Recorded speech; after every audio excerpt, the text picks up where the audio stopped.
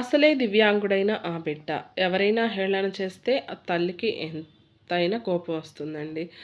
ఇలాంటి సంఘటనే జరిగింది వరంగల్. కొండగొట్టు ప్రాంతంలో నివాసం ఉంటున్న ఆమె తిరుగు ప్రయాణమై వస్తుండగా వరంగల్ దగ్గర బస్ ఎక్కింది. ఎక్కినప్పుడు తనకు ఇద్దరు అమ్మాయిలతో పాటు ఒక అబ్బాయి. ఆ అబ్బాయి ఏమో దివ్యాంగుడు. కొన్ని సామాన్లేమో బస్సులో పెట్టేసింది. ఆ తరువాత ఇద్దరు పిల్లలను కూడా బస్సు ఎక్కించింది. ఎక్కించిన తర్వాత ఆ దివ్యాంగుడిని ఆ బస్ డ్రైవర్ ఫుల్ అయిపోయింది బస్సు, దిగేసేయాలి అని చెప్పాడంట. కానీ ఎవరైతే ఉన్నారో ఆ దివ్యాంగుడి మదర్ అయితే ఆమె వెర్షన్ వేరేలా ఉంది. ఏమనంటే, లేదు బస్సు అయితే ఖాళీగానే ఉంది, దివ్యాంగుడు అవడం వల్ల మాత్రమే నా బిడ్డను బస్సు ఎక్కించుకోలేదు అని చెప్పేసి వెంటనే డ్రైవరు బస్సు వెళ్ళనిచ్చాడంట. బస్సు అయితే వెళ్ళింది.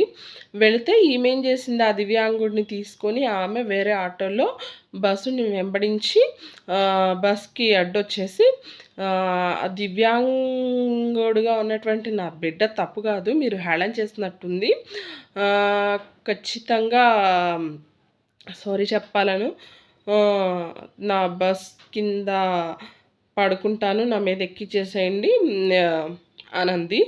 సో ఎలాకొలా తనని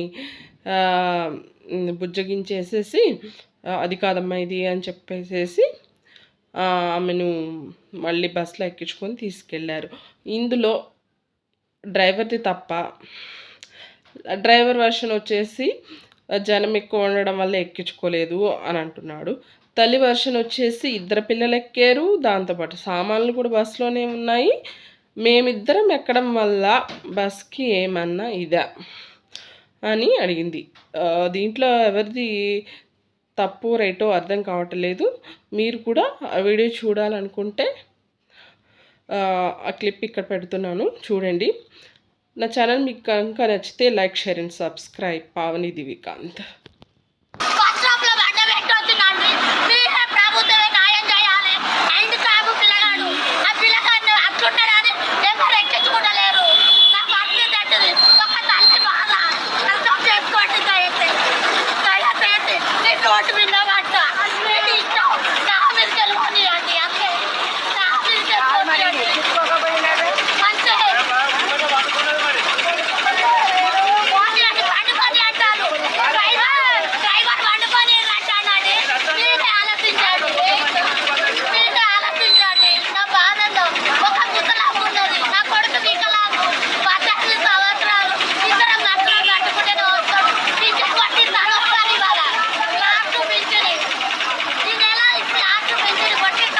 చెప్పలేదు